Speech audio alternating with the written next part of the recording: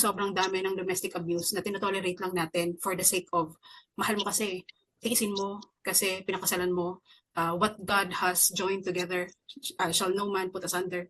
So, for the sake of a piece of paper, we should not tolerate the mental health abuses, especially the kids. Napakalaking epekto ng nakikita nila ang parents nila nag-aaway everyday.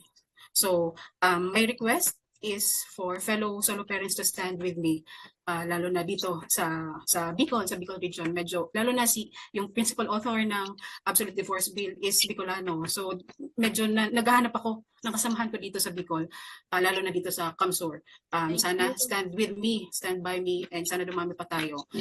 Kasi kung hindi naman po nyo kailangan ng divorce, yung annulment po, 2003 pa, right? Legalized. Hindi nyo naman kailangan ng annulment, right? And yet, nandyan lang siya for those who need it. So for us who needs the divorce, let us have it. And then you can live your own lives peacefully.